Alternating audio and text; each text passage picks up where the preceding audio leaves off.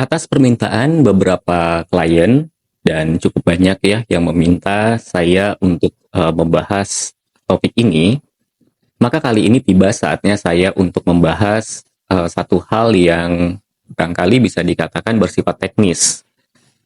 Ini berkaitan tentang alur penanganan hipnoterapi. Ya, tentunya masuk akal ketika ada calon klien yang bertanya mengenai alur penanganan hipnoterapi dimanapun dia menemukan praktisi hipnoterapi ya. Tentunya dalam hal ini yang bisa saya ceritakan adalah pengalaman saya sendiri. Jadi cukup banyak klien-klien yang pada saat kontak pertama itu langsung menanyakan tentang alur penanganan.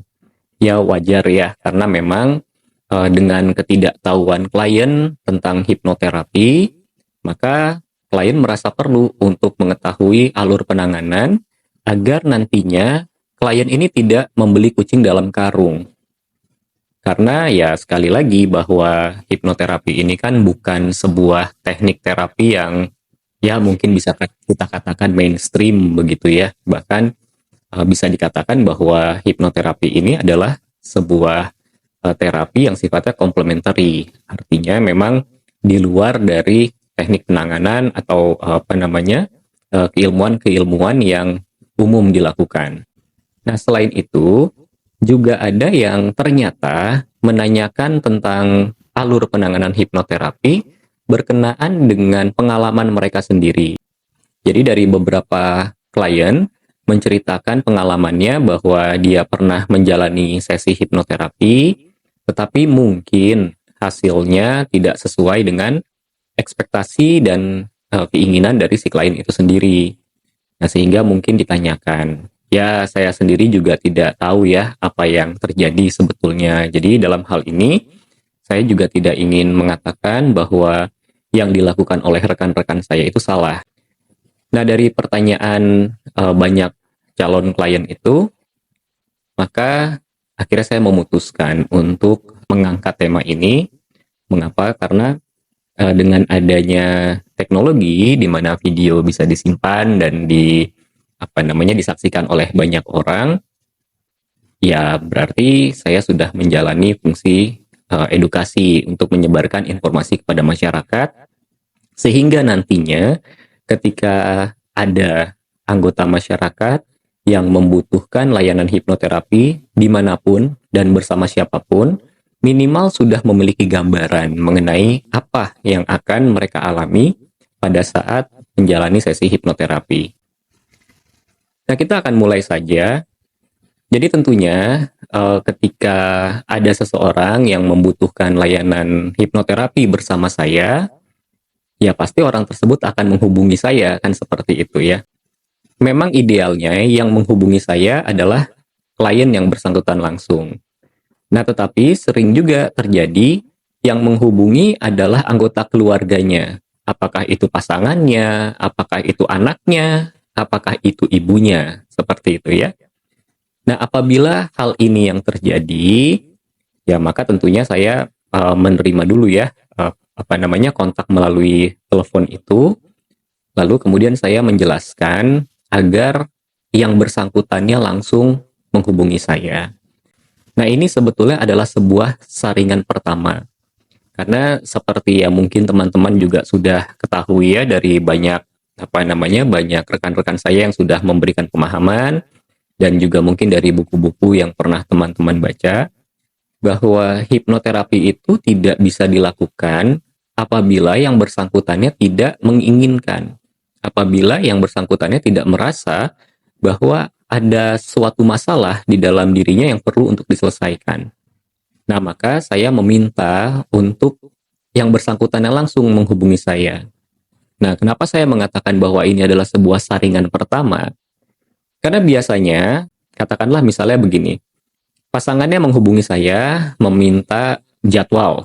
Lalu saya mengatakan bahwa tolong yang bersangkutan langsung untuk menghubungi saya. Nah, apabila yang bersangkutannya enggan untuk menghubungi saya secara langsung, maka ini sudah menjadi indikator bahwa bisa jadi sebetulnya yang bersangkutan enggan untuk menjalani sesi. Nah, sebaiknya ini tidak diterima dulu. Jadi biasanya saya mengalihkan ke sesi yang lain. bukan hipnoterapi. Nah, bisa jadi sesi konsultasi, seperti itu ya. Jadi intinya memberikan penjelasan, lalu memberikan pilihan kepada klien yang bersangkutan, apakah ingin terus untuk menjalani sesi terapi bersama saya, atau ya sudah, stop sampai di situ.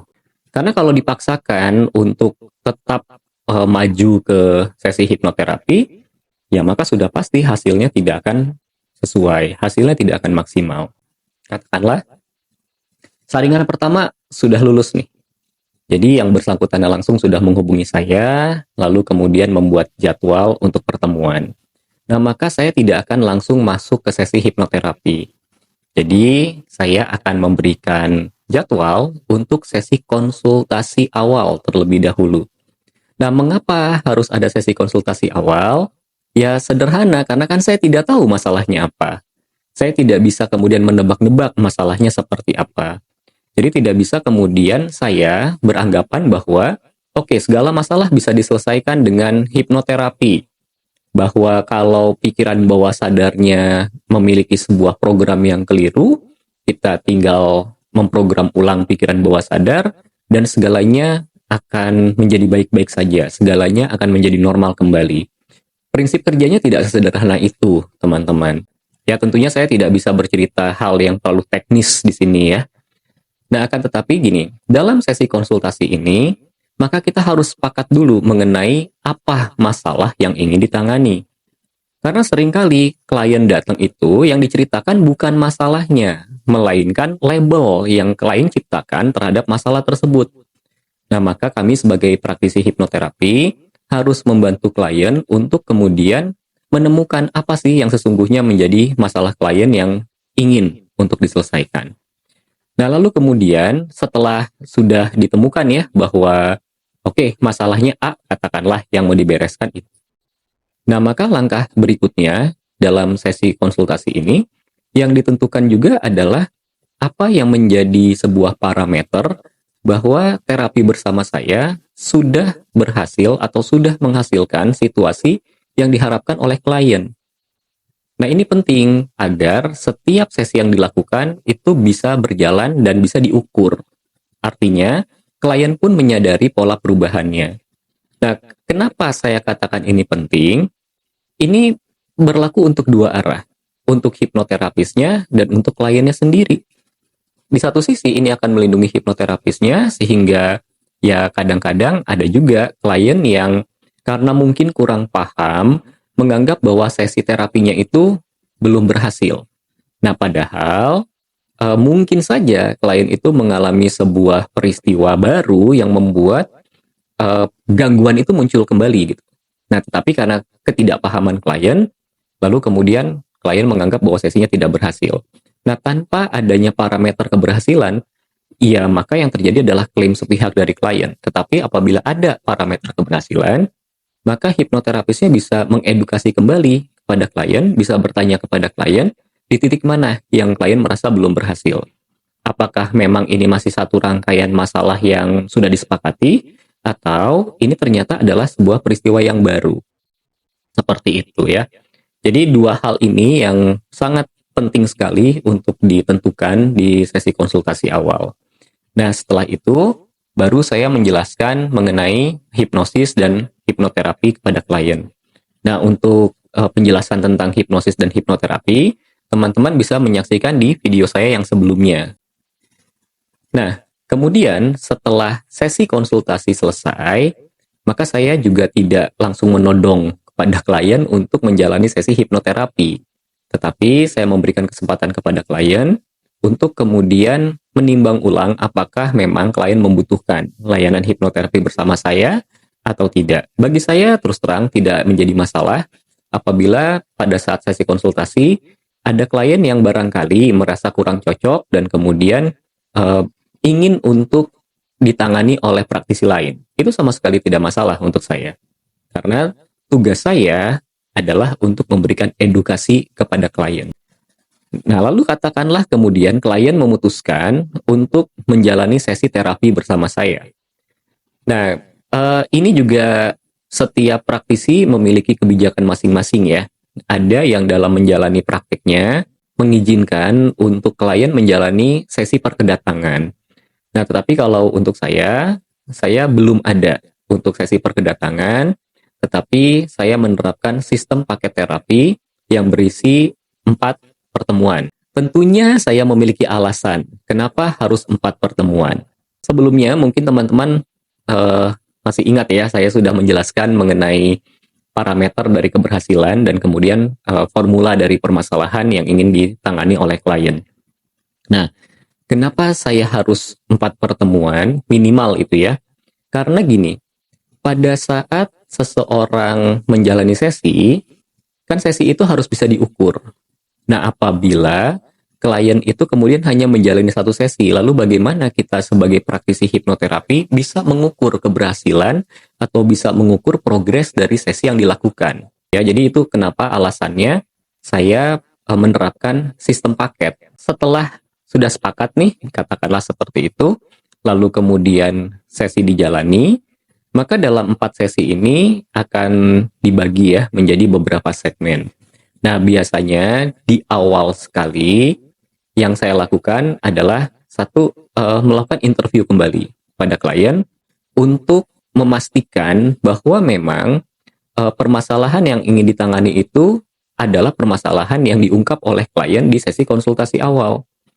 Karena tidak jarang terjadi ketika sesi konsultasi awal, klien mengutarakan A, tapi ketika sudah masuk ke sesi terapi ternyata berubah permasalahannya. Nah, maka saya harus memastikan itu dulu.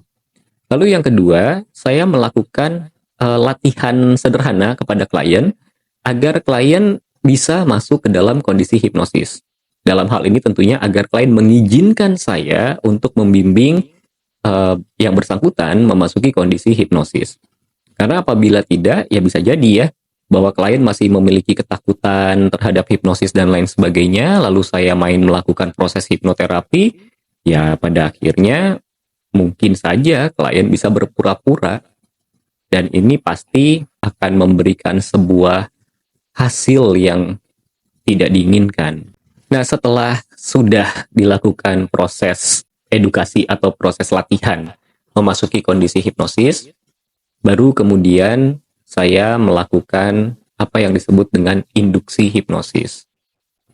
Nah, tentunya teman-teman mungkin sudah tahu ya bahwa induksi hipnosis itu adalah sebuah rangkaian yang dilakukan untuk membantu seseorang memasuki kondisi hipnosis. Nah, disinilah seringkali terjadi permasalahan. Ada beberapa anggapan bahwa hipnoterapi itu adalah terapi menggunakan hipnosis. Jadi masih banyak yang beranggapan yang paling penting dalam proses hipnoterapi adalah menginduksi klien masuk ke dalam kondisi hipnosis, dan kemudian klien itu akan terlena di dalam kondisi relaksasi dan pada akhirnya masalahnya akan selesai. Seringkali ini menjadi kendala. Nah, padahal kalau kita melihat dari berbagai literatur di dalam hipnoterapi, yang dilakukan adalah setelah kita melakukan proses induksi, maka kita harus membongkar apa yang menjadi permasalahan. Artinya begini, dalam hipnoterapi, kami mempercayai bahwa akan ada selalu kejadian awal yang menciptakan sebuah masalah atau menciptakan sebuah simptom dari masalah. Nah, inilah yang harus kita ketahui gitu. Jadi, kalau kita melakukan pendekatan dari age regression therapy di mana diyakini bahwa ada peristiwa yang tidak menyenangkan di masa lalu yang membentuk perilaku disfungsional di masa sekarang, ya maka kita harus membantu klien untuk kembali ke peristiwa awalnya. Dan kemudian diberikan edukasi ulang di peristiwa awal tersebut sehingga klien memiliki pemaknaan yang berbeda terhadap peristiwanya, sehingga pada akhirnya akan mengubah perilakunya di masa sekarang. Itu pendekatan yang pertama. Nah, pendekatan yang kedua, kita melakukan sebuah proses lagi untuk mengetahui apakah ini disebabkan oleh konflik batin atau konflik internal seperti itu. Nah, karena nanti penanganan juga akan berbeda. Setelah dilakukan, maka bisa jadi akan membutuhkan sebuah pengekspresian dari emosi. Nah, disinilah kemudian seorang praktisi hipnoterapi perlu untuk piawai dalam membimbing klien dalam mengekspresikan emosinya. Karena apabila proses pengekspresian emosi ini, atau seringkali kalau dalam dunia hipnoterapi itu disebut sebagai abreaksi, dan dilakukan tidak dengan cara yang benar, maka alih-alih memberikan sebuah pelepasan emosi yang nantinya akan melegakan, hal ini juga bisa menimbulkan sebuah trauma baru bagi klien.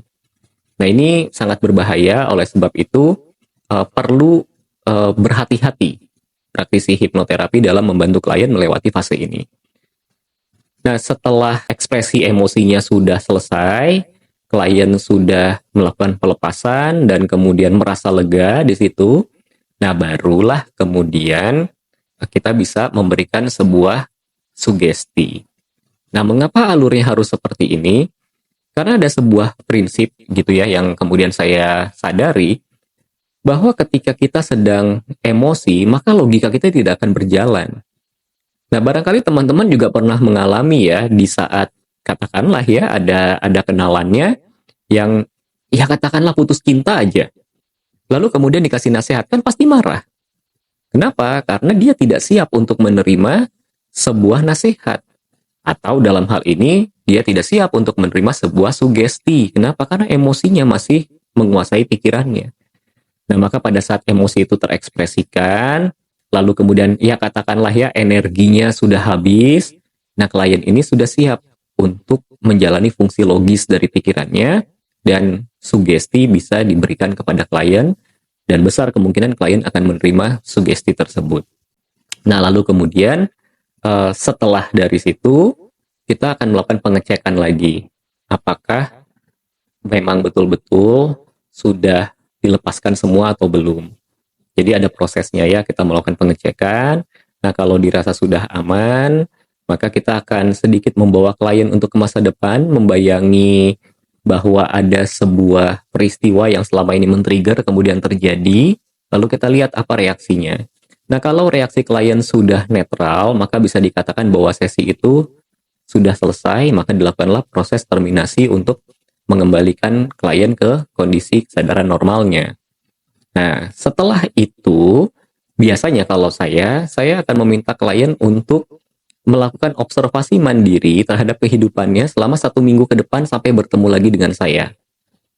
Nah, di pertemuan kedua, tahap pertama, kita akan review dulu, sudah sejauh mana nih perubahannya. Nah, apabila perubahannya katakanlah ya, misalnya klien mengatakan, sudah ada perubahan tapi sepertinya belum signifikan. Mungkin untuk memberikan gambaran yang mudah ya, katakanlah klien saya tadi itu mengalami fobia terhadap kucing. Nah, dalam sesi konsultasi awal kemudian ditemukan bahwa klien ini ternyata takut itu bahkan dari kucingnya jarak 20 meter, dia sudah takut.